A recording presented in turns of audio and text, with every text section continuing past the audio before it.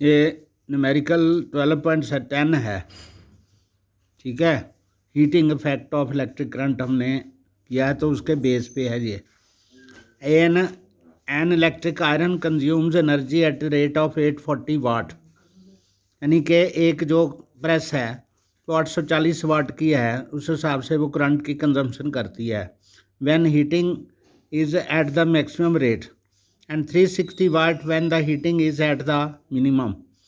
मतलब मैक्सिमम और मिनिमम में दो रेटिंग दी हुई हैं उसकी।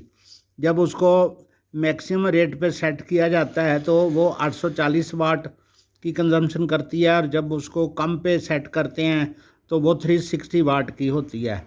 मतलब ये आप देख सकते हो कि जब कोर्स कपड़ा होता है, मोटा कपड़ा होता है, उसको प्रेस करने में तो उसको मैक्सिमम पे कर देते हैं, और जब पतले कपड़े करने होते हैं प्रेस तो उसको मिनिमम में कर देते हैं। तो ये वोल्टेज उसको दी हुई है वो 220 वोल्ट दी हुई है। तो what are the current and the resistance in each case, तो हर केस में रेजिस्टेंस कितनी होगी।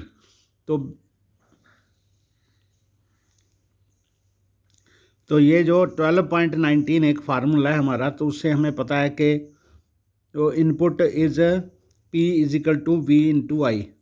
तो इनपुट होती है जो V इंटू आई होती है, तो इसका मतलब I जो होता है वो P/V होता है। तो P मतलब दो आंसर आएंगे हमारे, तो I equal to 840/220, that is maximum current जो लेती है वो 3.82 एम्पियर लेती है। And the resistance of the electric iron is R equal to V/I, यानी 220 वोल्ट बटा 3.82, तो वो होगी 57.60 ओम, ठीक है।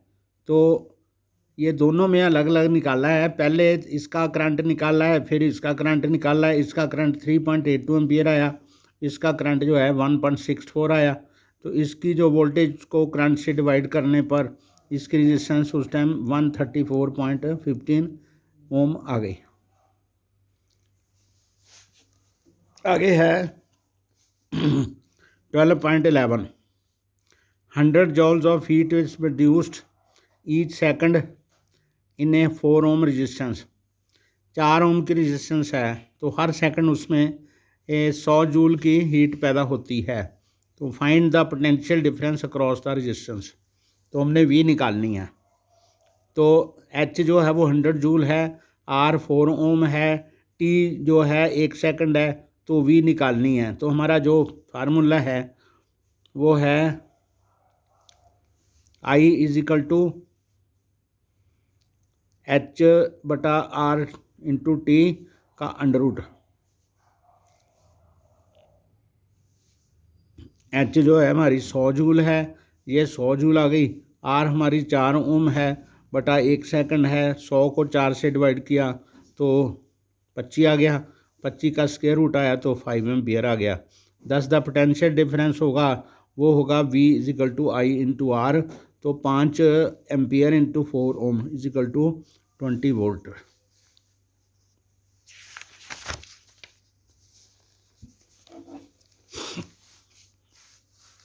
तो ये वाले क्वेश्चन आपको मैंने कराए हुए हैं, वैसे फिर भी समझा देता हूँ। Why does the cord of the electric heater not glow while the heating element glow. तो हीटिंग एलिमेंट जो एलिमेंट होता है उसकी रेजिस्टेंस ज़्यादा होती है, तो जो वायर होती है उसकी रेजिस्टेंस इतनी वो कम होती है, उसमें करंट स्मूथली चलता है। तो जो यहाँ से करंट रुकेगा वहीं पर हीट जो होगी वो पैदा होगी, वही तार गर्म होगी।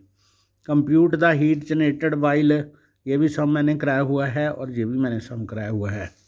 आगे है practical applications of heating effect of electric current. तो जो इलेक्ट्रिक करंट के द्वारा हम किसी चीज़ को गर्म कर सकते हैं उसका हम प्रैक्टिकल एप्लीकेशन पढ़ते हैं। The generator of heat in a conductor is an inevitable consequence of electric current. जब भी किसी तार में से करंट चलता है तो वो तार गर्म होती ही है। बहुत सारे केसेस में इट इज़ अनडिज़ायरेबल, कई केसेस में इसकी ज़रूरत नहीं है, as it converts useful electric energy into heat. तो हमारी जो लाभदायक जो एनर्जी होती है वो वेस्ट जाती है, हीट में परिवर्तित होती है। तो in electrical circuits the unavoidable heating can increase the temperature of the component.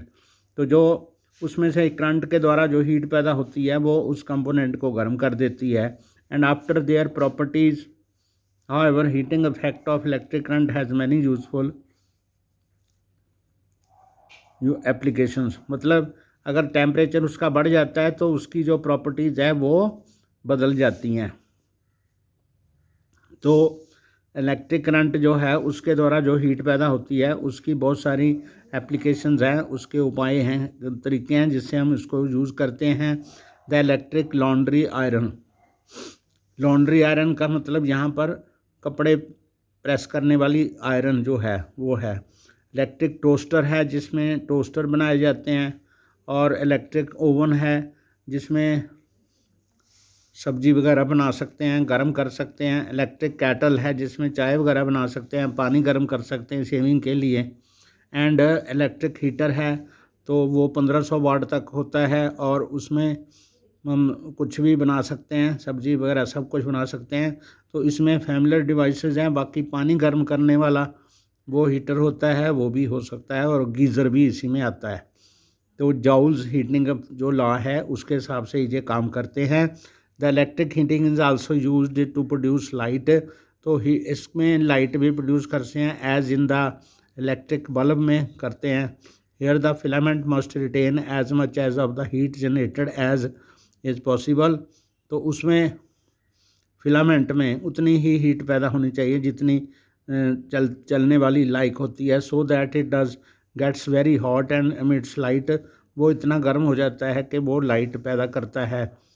तो आजकल इसको बहुत कम यूज़ करते हैं। जब पीली लाइट वाले बल्ब होते हैं तो आजकल वो दूसरे वाले बल्ब यूज़ होते हैं जो उनकी लो पावर होती है और लाइट वो ज़्यादा देते हैं। It must not melt at such high temperature.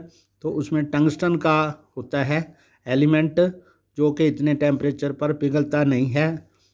तो a strong metal with high melting point such as tungsten melting point 33808 degree Celsius पर पिघलता है इतने टेम्परेचर पर, तो इसलिए वो यूज़ की जाती है। तो बल्ब फिलामेंट बनाने के लिए उसको यूज़ करते हैं। Filament should be thermally isolated as much as possible. तो उसको आइसोलेटेड किया जाना चाहिए, तो इसलिए इंसुलेटिंग सपोर्ट। तो bulbs are usually filled with chemically inactive nitrogen and argon gases भरी जाती हैं। बल्ब में नाइट्रोजन या आर्गन गैस भरी जाती है जो कि उसको ऑक्सीजन से दूर रखती है और फिलामेंट जलता नहीं है। Most of the power consumed by filament appears as heat. तो वो बल्ब काफ़ी गर्म होता है, पर small part of it is in the form of light radiated. थोड़ी सी जो उसमें हीट जो है कन्वर्ट लाइट में कन्वर्ट थोड़े हो जाती है। रेडिएटेड का मतलब जो उसमें से लाइट निकलती है। Another common application of Joule's heating is the fuse used in the electric circuit. Electric circuit में जो फ्यूज़ यूज़ होता है वो भी इसी के कारण होता है। तो एक ज़्यादा करंट वाली तार होती है, ऐसी मेटल की तार होती है जो कि बहुत जल्दी पिघल जाता है, उसका मेल्टिंग पॉइंट कम होता है। It protect circuit and appliances by stopping the flow of any unduly high electric current. तो फ्यूज़ जो होता है उसकी रेटिंग होती है, उसको सर्किट के सीरीज़ में लगाया जाता है। एक पीस ऑफ वायर होती है made of metal such an alloy of appropriate melting point होता है। अलॉय यूजली जो लेड और टिन का एक मिक्सचर होता है, दोनों का होता है। लेड और टिन जो बहुत जल्दी पिघल जाते हैं। कॉपर आयरन एल्यूमिनियम एग्जांपल ये भी हो सकती है। तो करंट अगर उसकी रेटिंग से ज़्यादा होगा तो वो जल्दी पिघल जाएगी और सर्किट को ब्रेक कर देगी। तो फ्यूज़ वायर का करंट जो है उसकी रेटिंग से बढ़ जाएगा, तो जिससे वो गर्म हो जाएगी। This melts the fuse wire and breaks the circuit टूट जाएगा। The fuse wire is usually encased in a cartridge. तो इसको एक छोटे से ग्लास बॉक्स में कैटरेज में बंद किया होता है, तो वो उसके अंदर सर्किट के अंदर इंसर्ट हो जाता है। तो और जब पोर्सलिन का बना होता है और similar material with metal ends उसके दो होते हैं। The fuse used in domestic purposes are rated 1 ampere, 2 ampere, 3 ampere, 5 ampere, 10 ampere का होता है। For an electric iron which consumes 1 kilowatt electric power when operated at 220 volt a current of 1000, उसमें 4.54 ampere उसमें flow करेगा। तो वहाँ पर हम 5 एम्पेयर का फ्यूज़ उसमें लगाएंगे। तो उसका करंट अगर किसी भी वजह से 5 एम्पेयर से ज़्यादा होगा तो वो फ्यूज़ जो होगा वो कट ऑफ कर देगा, मेल्ट करके टूट जाएगा। उसको इलेक्ट्रिक पावर इतना ही करते हैं।